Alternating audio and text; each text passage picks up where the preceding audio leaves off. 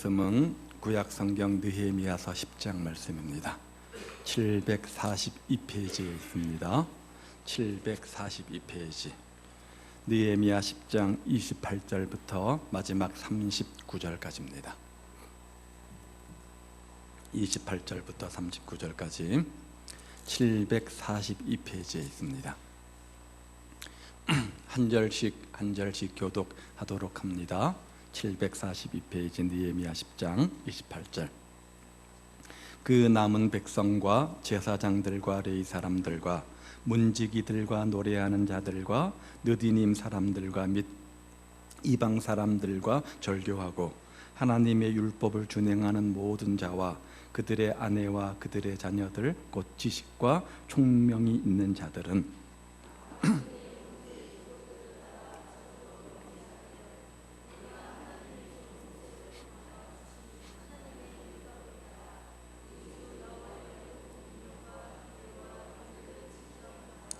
우리의 딸들을 이 땅 백성에게 주지 아니하고 우리의 아들들을 위하여 그들의 딸들을 데려오지 아니하며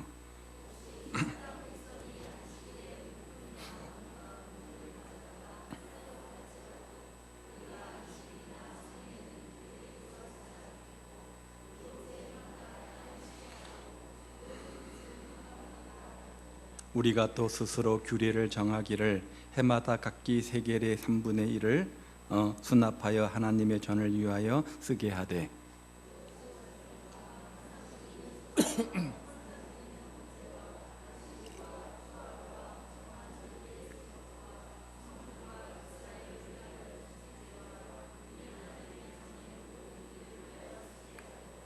또 우리 제사장들과 레위 사람들과 백성들이 제비 뽑아 각기 종족대로 해마다 정한 시기에 나무를 우리 하나님의 전에 바쳐 율법에 기록된 대로 우리 하나님 여호와의 제단에 사르게 하겠고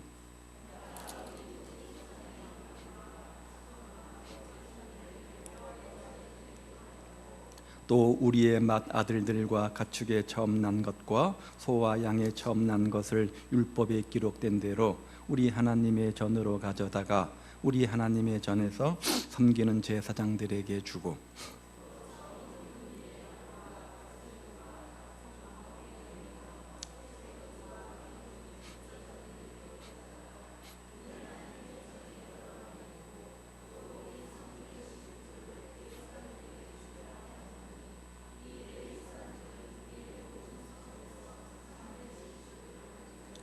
레위 사람들이 11조를 받을 때에는 아론의 자손 제사장 한 사람이 함께 있을 것이요 레위 사람들은 그 11조의 10분의 1을 가져다가 우리 하나님의 전 곳간에 여러 방에 두되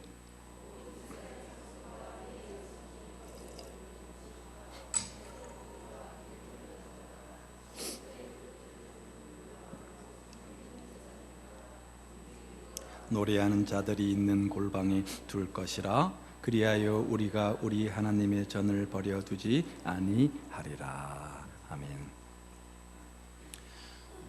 초기 한국 교회는 목숨 걸고 지키는 것이 있었습니다. 1901년 한국 교회가 만든 신앙생활의 7대 기본 강령이라고 하는 것이 있는데 신자라면 반드시 지켜야 할 7가지 강령 이것입니다. 자, 어떤 것이 있는지 보죠. 첫 번째는 예배 출석을 철저히 할 것. 둘째는 주의를 반드시 지킬 것. 세 번째는 부모에게 효도할 것. 네 번째는 일부일처제를 지킬 것. 다섯 번째는 인가 기도할 것. 무슨 말이냐면 자신뿐만 아니라 가족을 구원시켜서 가정 복음화를 할 것을 이야기하는 거죠. 여섯 번째는 근면 성실할 것. 일곱 번째는 금주 금연할 것. 이것을 7대 기본 강령이라고 정하고 이것은 반드시 성도라면 지켜야 될 강령이라 이렇게 이야기를 하는 거죠. 자, 지금 여러분의 신앙과 비교하면 어떻습니까? 당시 교회는 이것을 지키지 않으면 세례도 주지 않았고 자꾸 어기면 교회 직분에서 파면까지 했다는 기록이 있습니다. 오늘 본문 말씀을 보면 이스라엘 백성들의 영적 부흥 운동이 절정에 이른 것을 알 수가 있습니다. 학사 헤스라가 하나님의 말씀을 읽어주자 백성들은 마치 거울 앞에 선 것처럼 자신들을 돌이켜보게 되어졌습니다. 그리고 그 말씀 앞에서 가증한 것들을 버리지 못한 것, 묵은 마음과 가시덤불 같은 마음을 갈아엎지 못한 자신들의 죄를 깨닫게 되어집니다. 그래서 통곡하고 자복하고 금식하며 애통하며 기도하죠. 그리고 다시금 하나님의 은혜를 기억하며 회개하기 시작합니다. 여러분, 회개가 무엇입니까? 마음의 감정의 변화를 일으키는 겁니까? 아닙니다. 참된 회개란 말씀 앞에서 자기를 돌아보는 겁니다. 그 말씀을 듣고 그 말씀에 근거해서 자신이 어떤 죄를 지었는가를 알고 통회하는 것이 바로 회개 아니겠습니까? 뿐만 아니라 여기서 머물러 있으면 안 됩니다. 한 걸음 더 나가서 다시는 그렇게 반복되는 죄를 짓지 않도록 결단하고 새로운 삶을 사는 것, 여기까지가 바로 회개이죠. 느헤미야는 정말 정확하고 용의주도한 지도자였습니다. 부흥성회가 끝났습니다. 많은 사람들이 은혜를 받았습니다. 백성들이 회개했습니다. 그때 그 회개한 항목들을 일일이 기록하게 만든 다음 그것을 문서로 작성했습니다. 그리고 나서는 다시는 옛날처럼 살지 않겠다, 그 문서에 먼저는 지도자가 서명을 하게 했고 백성들은 맹세하도록 했습니다. 단순히 입으로 맹세한 것이 아니라 이 맹세를 지키지 않으면 하나님의 저주를 달게 받겠습니다. 하나님의 책망과 심판을 달게 받겠습니다. 거기까지 서명하며 약속하며 맹세하게 한 거죠. 오늘 성경 본문 말씀에 보면 이스라엘 백성들이 하나님 앞에서 지키기로 서약한 것이 무엇인지 세 가지를 우리에게 이야기해 주고 있습니다. 즉, 가증한 것들을 버리고 또 묵은 땅과 또 갈아엎고 또 가시덤불 같은 마음을 갈아엎고 하나님께로 돌아와서, 즉 회개해서 참된 믿음의 결단의 모습으로, 참된 믿음의 회개의 모습으로 마음속에 다짐하고 서약하는 것 세 가지가 있다는 겁니다. 내가 은혜 받았습니다. 구원받았습니다. 하나님의 자녀가 되었습니다. 이제 다시는 하나님을 떠나지 않고 하나님 중심의 삶을 살겠습니다. 그렇게 마음속에 다짐했습니다. 고백했습니다. 무엇으로 증거할 거냐? 무엇으로 증명할 거냐? 이 세 가지 사실을 가지고 증명하라, 그 말이죠. 그것이 무엇입니까? 이들이 마음속에 다짐하며 결단한 세 가지가 무엇입니까? 첫 번째는 30절 말씀해 보니까 신앙이 다른 사람들과 결혼하지 않겠다는 서약입니다. 우리 딸들을 이 땅 백성에게 주지 아니하고 우리 아들들을 위하여 그들의 딸을 데려오지 아니하며, 지금 이스라엘 백성들은 하나님께서 모세를 통해 주신 율법을 지킬 것을 맹세하고 있는 거죠. 그리고 그 율법에 근거해서 자기 자녀들을 이방 민족, 즉 불신자들과 결혼시키지 않겠다, 이렇게 다짐하고 서약을 하고 있는 겁니다. 일찍이 하나님께서는 모세를 통해서 율법을 주셨습니다. 이스라엘 백성들에게 이러이러한 삶을 살라고 주신 것이 율법이죠. 그 율법 안에는 결혼 제도에 대한 관련된 것도 있습니다. 신명기의 말씀입니다.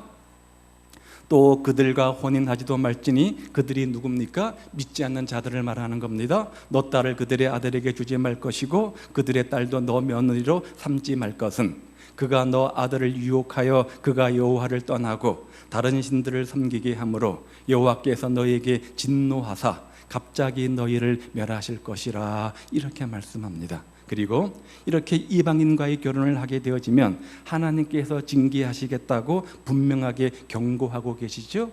말라기 말씀도 하나 보죠. 말라기 2장 11절 12절 말씀에도 보면 여호와께서 사랑하시는 그 성결을 욕되게 하는 것, 이게 뭐라는 거예요? 믿지 않는 사람들과 결혼하는 거란 것이죠. 그렇죠? 영적 성결을 침해하는 것이 바로 믿지 않는 사람과 결혼하는 것으로 주님은 평가하셨습니다. 그렇기 때문에 하나님께서 끊어버리시고 징계하겠다, 이렇게 말씀하고 계시는 거죠.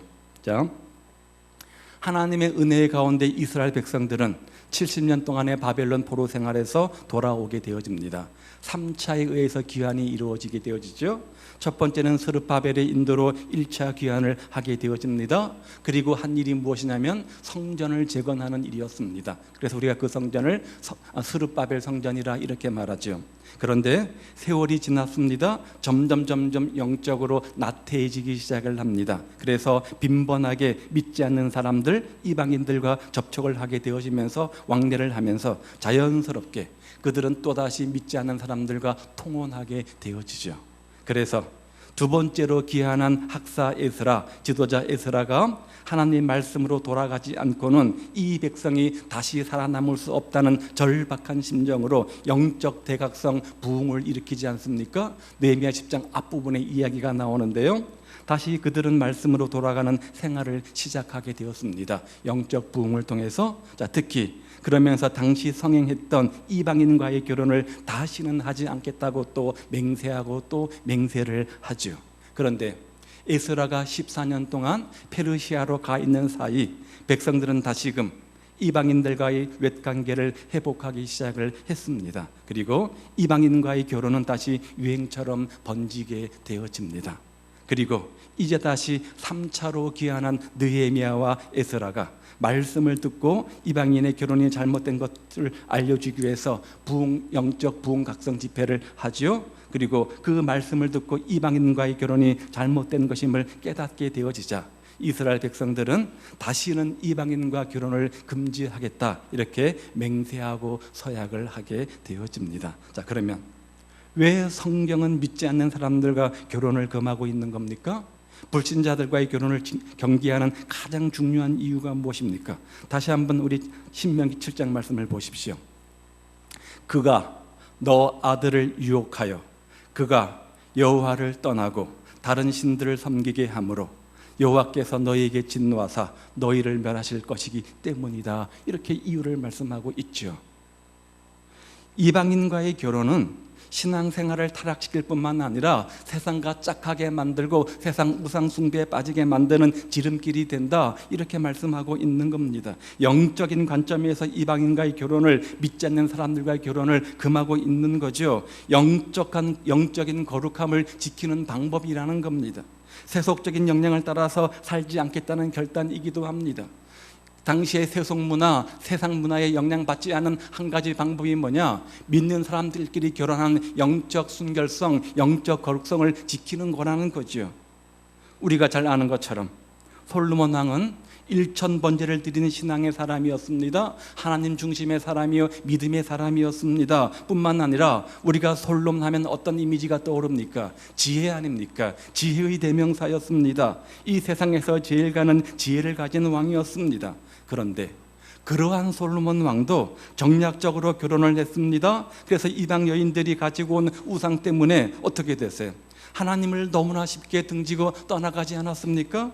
그래서 결국은 솔로몬이 하나님에 대한 순전한 믿음을 지키지 못하고 버렸습니다. 산당을 짓고 우상 숭배를 했습니다. 결국 그의 인생은 초라한 인생을 맞이하게 되잖아요.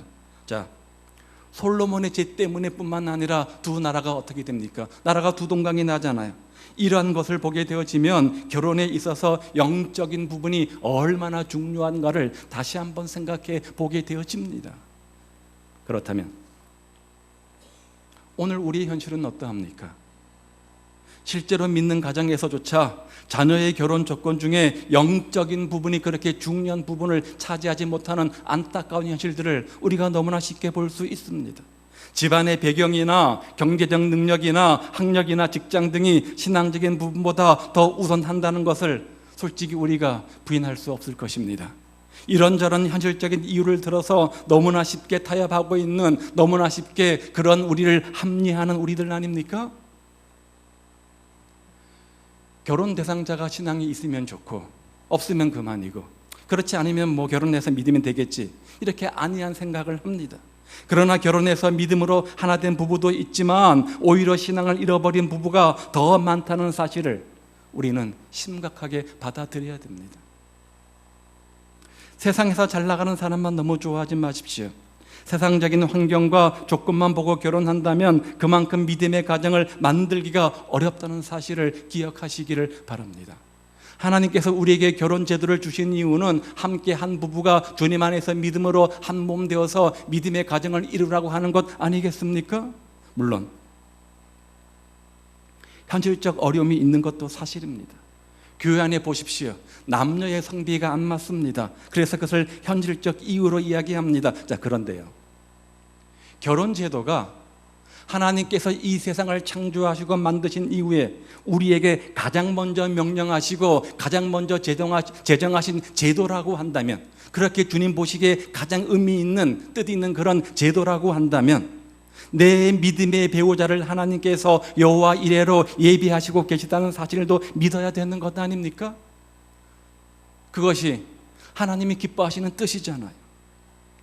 결혼은 새로운 출발입니다. 결혼은 새로운 삶의 출발점이 됩니다. 그런데 결혼은 새로운 삶의 출발점일 뿐만 아니라 신앙생활의 출발점이기도 합니다. 흔히 가정을 최초의 교회 이렇게 말하지 않습니까? 신앙이 무너지면 가정이 무너지게 되어져 있습니다. 결혼이라고 하는 것, 육체적 결합뿐만 아니라 하나님을 믿고 영적으로 하나 되는 거룩한 결혼이어야 한다는 거죠.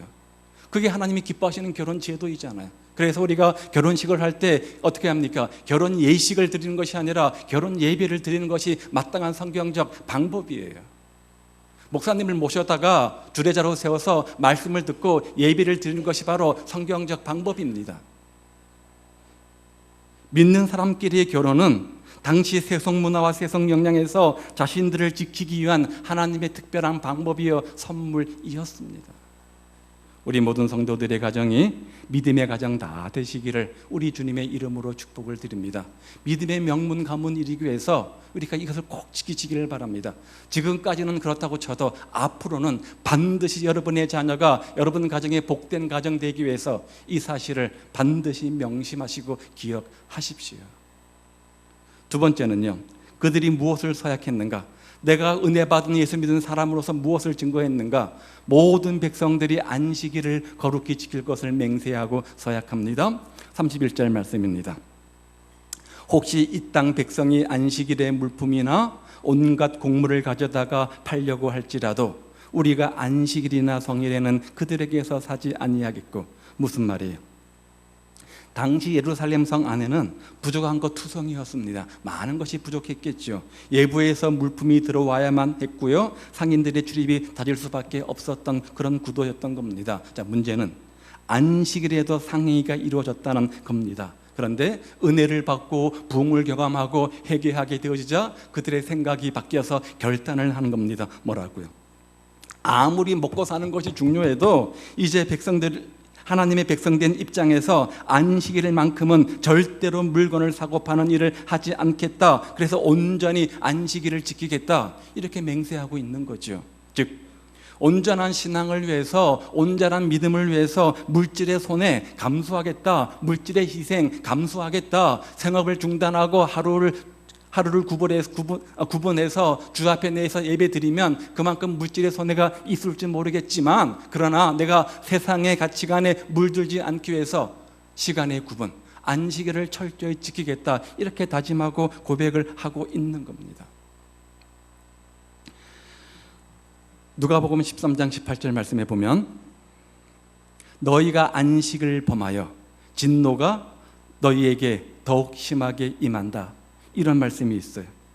이스라엘 백성들에게 재앙이 내리는 이유가 뭐냐? 바벨론으로 끌려가게 된 이유가 뭐냐? 그 이유를 말씀하는데 그 이유가 뭐라고요? 안식일을 범했기 때문이다. 이렇게 말씀하고 있는 거죠. 그러므로 이 잘못을 알았던 이스라엘 백성들이 안식일 계명을 자발적으로 준수하기로 결단하고 있는 겁니다. 다시는 그런 죄를, 그런 누를 범하지 않겠다는 거죠. 자, 왜 우리가 안식일을 지켜야 되는 겁니까?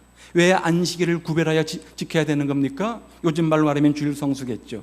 왜 성경은 우리에게 주일 성수를 강조합니까? 은혜 시대에 살고 있는데 율법도 아닌데 왜 자꾸만 우리는 주일 성수를 강조하는 겁니까? 거기는 어떤 의미가 있는 걸까요?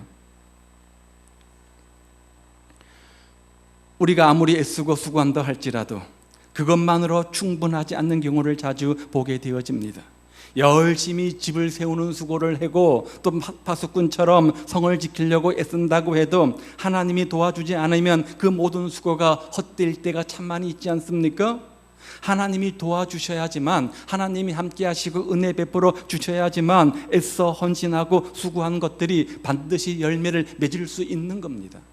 열심히 공부했다고 해서 다 좋은 성적이 나오는 것 아닙니다. 열심히 수고했다고 반드시 열매가 맺히는 것 아닙니다. 그 수고와 열심과 노력 가운데, 최선 가운데 하나님이 은혜 베풀어 주시고, 하나님이 힘 주시고, 지혜 주시고, 명철 주시고, 능력 주실 때만 가능한 겁니다. 그런데 안식일은 바로 그런 믿음의 표현이라는 거죠. 내가 하루 주일 성수 때문에 하루 시간 손해보지만 하나님께서 반드시 더 채우셔서 나머지 6일날은 더 큰 축복을 주실 것이다. 그런 믿음의 표현이 뭐예요? 안식일이라는 거예요. 그런 의미를 되새기고 그런 하나님을 기억하면서 그분 앞에 새로이 다짐하면서 쉬는 날이 바로 안식일이라는 거죠.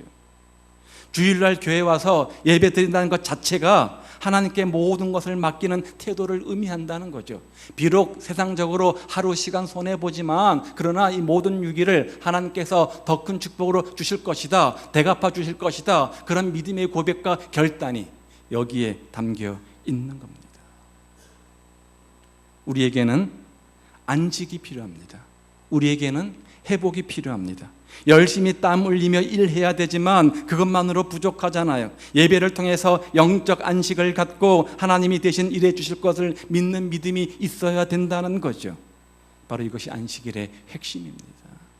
따라서 안식일을 거룩하게 지키라, 이 말씀의 핵심, 이것이 무슨 의미고 왜 해야 되는지 구약적 율법적 의미로 다가갈 필요 없습니다. 그 정신을 가지고 우리가 이 명령을 지키면 됩니다. 안식일 제도가 무너지면 그렇지 않아도 세상 살기에 바쁜 사람들이 일주일에 한 번 하나님을 예배하고 묵상한 일마저 등한히 할 텐데, 그럴 때 과연 우리가 주의 백성들로서 온전히 믿음을 지탱할 수 있겠습니까? 세상에서 빛으로 소금으로 역할들을 감당할 수 있겠습니까? 주님의 거룩한 향기를 내뿜을 수 있겠습니까? 어림도 없지요. 안식일 제도는 구약시대의 주의 백성들이 당시의 세속 문화와 세속 영향에 물들지 않도록 자신을 지키는 독특한 방법이었던 거죠. 이 험한 세상에 일주일에 하루만이라도 은혜의 울타리 속에 들어와서 하나님과 깊은 영적 교제를 가지면서 우리의 영혼을 전율케 하는 감동과 회복의 은혜가 없다고 한다면 어떻게 주중에 그 험한 세상 속에서 온갖 어려움을 경험할 텐데 그때 기쁨과 감사의 삶을 살 수 있습니까? 어떻게 성령 충만하고 은혜로 능력 있는 삶을 살 수 있겠습니까? 우리 안에 온전히 마음과 몸을 쉬면서 하나님을 예배하고 봉사하는 날로 사용하시는 안식일 영적 회복 운동이 일어나기를 우리 주님의 이름으로 축복을 드립니다.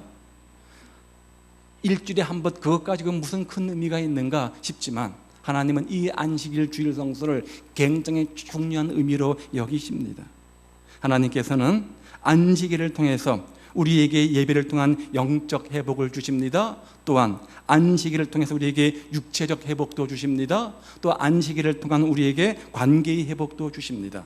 우린 주일 성수를 통해서 주일 예배를 통해서 하나님과 영적 교제의 회복을 경험하기도 하고요, 또 육체의 어떤 회복도 경험하기도 하고요, 관계 속에서 지체의 회복도 경험을 하게 되어지는 겁니다. 안식은 이렇게 축복이 있는 의미 있는 날이라는 거죠. 여러분에게 이런 복이 있기를 우리 주님의 이름으로 축복을 드립니다. 자, 그래서 하나님은 안식일에 대해서 항상 두 가지 중요한 관점으로 설명을 하는데 한 가지 관점은 이겁니다. 자, 보십시오. 안식일을 복되게 하셨다, 이렇게 말씀하셨습니다. 안식일은 주님 보실 때 복된 날이라는 거죠. 무슨 말입니까? 안식일을 주일 성수를 잘 지키면 그 주일을 복된 날로 정하셨기 때문에 그 주일을 잘 지키는 사람들을 어떻게 하시겠다는 거예요? 복되게 하시겠다, 축복 주시겠다, 이 말입니다. 여러분, 복받기 원한다면, 하나님의 축복과 은혜를 경험하기 원한다면 온전히 주일 성수에 힘쓰시기를 바랍니다. 또요, 또 한 가지 관점은 이겁니다. 넘겨보세요. 예. 만약 안식일을 크게 더럽혀서 제대로 지키지 않으면 하나님의 진노가 임하겠다는 거예요. 불순종해서 주일 성수를 온전히 하지 않으면 하나님께서 진노하시겠다, 책망하시겠다, 이렇게 말씀하죠. 잘 지키면 축복이지만 그렇지 않으면 하나님의 진노와 책망이 임한다는 거죠. 정말로 교회사를 보아도, 개인적 목회 경험을 보아도 주일을 잘 지키는 자들에게 하나님은 그 인생이 잘되게 하실 뿐만 아니라 그 가정이 복되게 하시고 자녀들이 영혼이 잘된 같이 범사가 잘되게 하시는 축복들을 우리가 보지 않습니까? 당연한 것이 하나님을 존중하고 하나님을 인정하고 하나님을 높여드리는 예배를 우리가 잘 드리면 당연히 하나님도 그런 우리를 절대로 멸시하지 않고 인정해 주시고 대우를 해 주시는 겁니다. 예배가 뭡니까? 하나님을 하나님 되게 하는 거잖아요. 하나님을 높여드리는 거잖아요. 하나님을 인정해드리는 거잖아요. 그런 신앙 행위를 우리가 한다고 한다면 그런 우리를 보시고 하나님께서 기뻐하시겠죠. 마음이 흡족하시겠죠. 그래서 우리에게 베풀 만한 자비와 은총과 축복으로 더해 주시는 겁니다. 주의를 지키기를 결단하면 그때부터 하나님은 작업하십니다. 그리고 약속하신 축복들을 넘치도록 그 인생 가운데, 그 가정 가운데 부어 주시는 겁니다. 하나님의 말씀대로 안식일, 즉 주일 성소를 거룩하게 지킴으로 약속된 축복을 누리시기를 우리 주님의 이름으로 축복을 드립니다. 물론 현실적으로 현대인들이 온전한 주일 성수가 얼마나 어려운 결단인지 너무나 잘 알고 있습니다. 그러니까 우리가 믿음이 필요한 것이죠. 믿음의 결단이 필요한 것이죠. 그럴 때 하나님께서 그런 우리의 믿음과 믿음의 결단과 헌신을 보시고 축복을 더해 주시는 겁니다. 올 한 해 우리 모든 성도들 삶 속에 그런 은혜와 그런 결단이 있기를 우리 주님의 이름으로 축복을 드립니다. 아무나 복 받는 것도 아니잖아요. 그렇죠? 열심히 기도하고 열심히 예배하고 헌신하고 뭔가 복 받을 만한 짓을 해야 되는 거죠. 그런 행위가 있어야 되겠죠. 세 번째는요, 이스라엘 백성들은 하나님의 것을 구별해서 드리겠다고 서약을 했습니다. 자, 이것이 32절 이하의 말씀인데요, 제일 많이 나오는 단어가 이 32절 이하의 말씀에서 두 가지가 나옵니다. 하나는 32절, 33절, 35절, 39절이 말씀하는 것처럼 하나님의 전, 하나님의 전, 성전, 교회란 단어입니다. 하나님의 전, 하나님의 전, 하나님의 전. 그런데 이 하나님의 전과 같이 또 하나 중요한 등장하는 단어가 하나 있는데 바로 11조입니다. 하나님의 전과 11조, 이 두 단어가 32절 이하의 말씀을 보면 반복해서 함께 등장하는 것을 보는데요. 자, 그렇다면 하나님의 성전과 11조가 무슨 상관이 있길래, 어떤 관계가 있길래 하나님의 전과 함께 세트로, 짝으로 11조가 등장을 하는 걸까? 구약시대의 하나님의 성전은 하나님의 사역의 핵심적인 주체였습니다. 지금도 하나님은 개개인의 삶 속에 역사하시고 은혜 베풀어 주시고 축복하시지만 특별히 교회란 몸된 공동체를 통해서 하나님의 일을 이루시고 하나님의 역사를 보여주십니다. 그래서 교회라는 것이, 성전이라는 것이 의미가 있는 거죠. 그런데 느헤미야 당시의 바벨론 포로에서 돌아온 이 백성들이 성전을 짓기는 지었지만 너무나 생활이 어려운 나머지 생활이 어렵다는 이유로 11조를 온전히 드리지 못하고 등한시하게 되어집니다. 그러자 성전 관리가 엉망이 되었겠죠. 또 레위인들과 제사장들은 경제적 지원을 받지 못하게 되어지니까 어떻게 됩니까? 교회의 일을, 영적인 일을 등한시하게 되어지고 성전을 떠나가는 일마저 발생하게 되어진 겁니다. 그런데 이제 주의 백성들이 말씀의 부흥과 진정한 회개를 경험하자 그들이 제일 먼저 마음속에 다짐하고 회개하고 결단한 것이 무엇인가? 주의 성전을 위한 11조의 실천이었던 거죠. 자, 그것이 35절 이후에 쭉 말씀에 나오는데 한번 보십시오. 해마다 우리 토지 소산과 토산의 만물과 각종 과목의 첫 열매를 여호와의 전에 드리기로 하였고, 또요 쭉쭉 11조란 단어가 반복해서 나오죠. 자, 갑작스럽게 이들의 삶의 환경이 바뀐 것이 아닙니다. 갑작스럽게 없던 돈이 생긴 것도 아닙니다. 여전히 생업은 어렵습니다. 삶의 환경은 척박합니다. 그런데 은혜 받고 부흥하고 하나님의 은혜를 체험하게 되어지자 그들의 생각, 가치관이 바뀌게 되어진 겁니다. 그들의 삶의 우선순위가 바뀌게 되어지는 거죠. 그래서 11조를 헌신하고 있는데요, 이것은 삶의 여유가 생기면 앞으로 하겠다 그런 것이 아니라 여기에 삶의 최우선순위를 부여하고 반드시 그렇게 하겠다는 겁니다. 먼저 그렇게 하겠다는 겁니다. 그리고 그것을 최대의 헌신이 아닌 최소의 헌신으로, 즉 마땅히 해야 되는, 당연히 해야 되는 신앙생활의 가장 기본적인 것으로 지금 인정하고 여기고 있는 겁니다. 회개에서 구원받은, 은혜받은 하나님의 백성이라고 한다면 믿지 않는 사람과 결혼하지 않는 것, 또 온전히 주일 성수하는 것, 온전한 11조 드리는 것, 그것은 굉장히 큰 헌신이 아니라 당연히 해야 되는 가장 기본적인 것이다, 이렇게 말씀하고 있는 거지요. 사랑하는 여러분, 이들은 당시 어려운 삶을 살았습니다. 그럼에도 불구하고 이들은 하나님의 성전을 위해서 필요한 모든 것들을 자신들의 손으로 직접 채우겠다, 그렇게 결심하고 다짐하고 있는 거죠. 왜 그럴까요? 왜 그렇게 하는 겁니까? 없는 가운데 이렇게 헌신하는 이유가 무엇입니까? 이렇게 하나님의 것을, 하나님께 자신의 것을 드릴 때 하나님께서 더 큰 축복을 주신다는 사실을 믿었기 때문 아닙니까?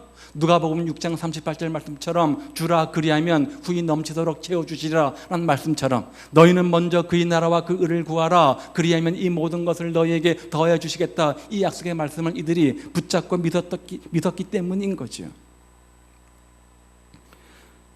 오늘 저와 여러분이 이렇게 즐겁고 기쁜 마음으로 각자의 믿음의 분량을 따라서 하나님께 헌신할 수 있기를 우리 주님의 이름으로 축복을 드립니다. 그러면 꼭 11조이어야 되는가? 꼭 11조이어야 되는가? 11조가 무슨 뜻입니까? 10분의 1이라는 뜻이잖아요. 그렇죠? 10분의 1. 그런데 구약 당시의 10분의 1은 전부라는 의미를 가지고 있습니다. 내가 이 세상 살아가는 동안 필요에 의해서 10분의 9는 내가 쓰지만 10분의 1을 주님께 드립니다. 그때 그 10분의 1의 개념은 뭐냐면 전부를 드린다, 그런 개념을 가지고 있습니다.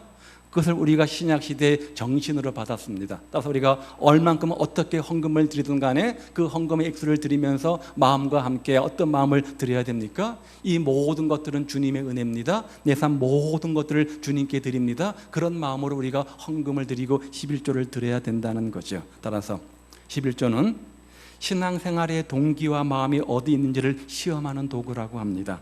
하나님이 우리에게 11조에 대해서 말씀하시는 이유는 11조 때문에 시험 들고 고민하라, 그런 의미가 아니잖아요.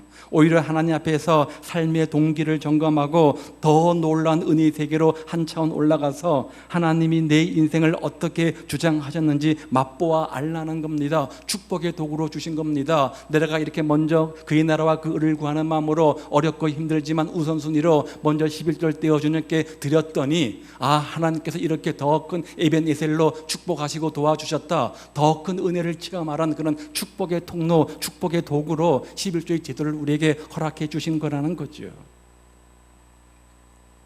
그래서 하나님께서는 11절 하나의 테스트로 요구하신다는 겁니다. 말라기 말씀도 시험해보라 이렇게 말씀하지 않습니까?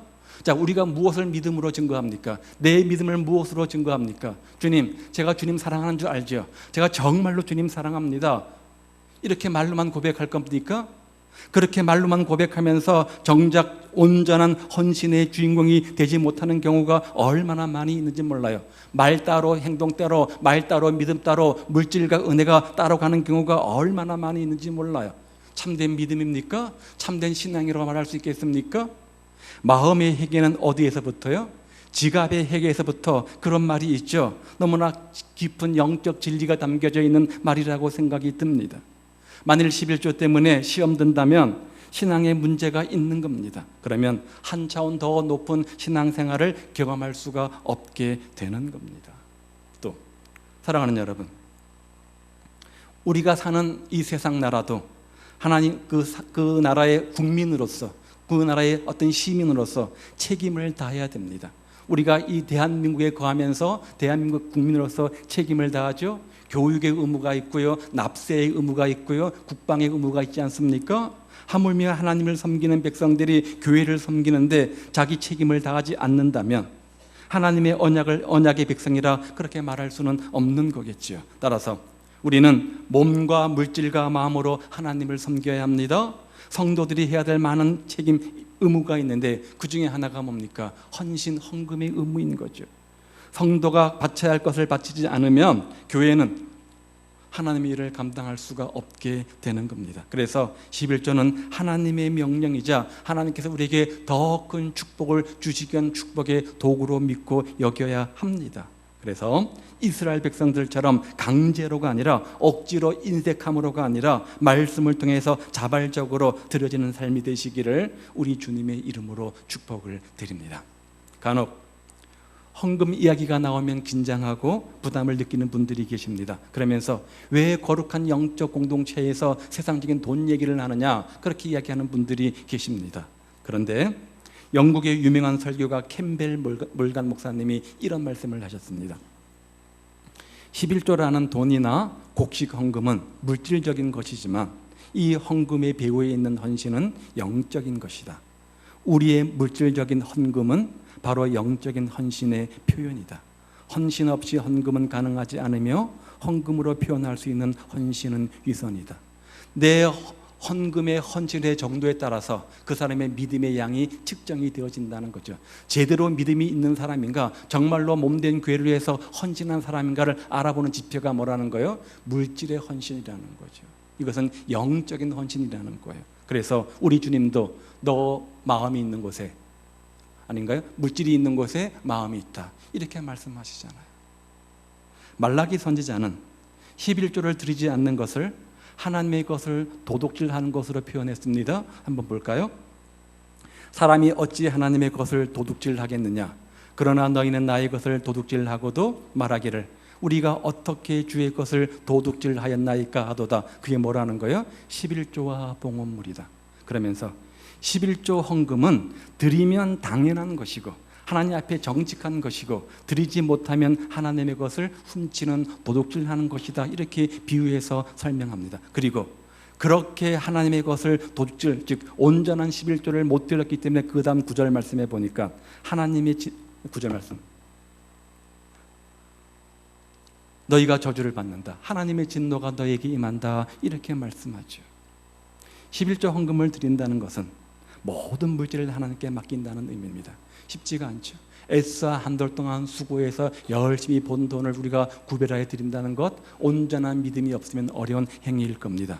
그런데 우리는 내일이란 단어를 기억하고 알지만 그 내일에 내 삶 속에 어떤 일이 일어날지 아무도 모릅니다. 내일을, 미래를 우리가 기약할 때 어떤 일이 벌어질지 아는 사람은 단 한 사람도 없습니다. 그래서 불투명한 미래를 위해서 우리가 어떻게 합니까?